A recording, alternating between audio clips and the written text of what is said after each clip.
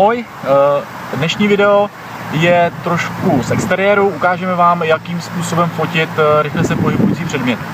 Já jsem k tomu zvolil svýho pejska, pojď sem. To bude náš model a bude běhat za míčkem.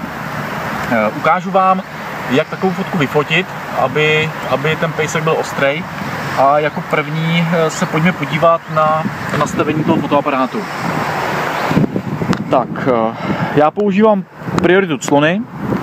Dám si nějakou nižší clonu, nějaký nižší clonový číslo. Dneska jsem použil F4. Vzhledem k tomu, že je zataženo, je špatný světlo, tak jsem dal 400 ISO. A co je důležité, je tam kontinuální snímání a samozřejmě i kontinuální ostření. U Canonu je to AI servo, u Nikonu to bude něco podobného. Tady v tomhle případě, kdy fotíte vlastně pejska nebo nějaký malý zvíře, který je u země, tak určitě doporučuji jít na tu perspektivu toho psa.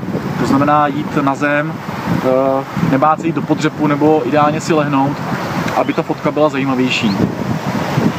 Takže mám vlastně pejska, mám míček.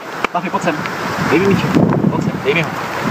Lehnu si vlastně, míček mu hodím, můžu ho fotit, když se vrací zpátky, nebo budu mít asistenta, který mi ten míček bude házet. Mafiuko, hele, míček, hele, přines.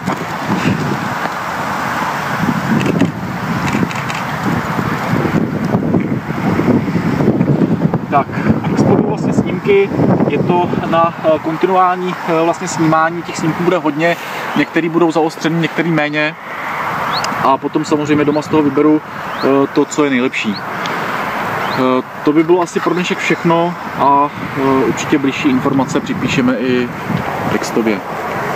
Díky za pozornost a pojďte fotit s námi.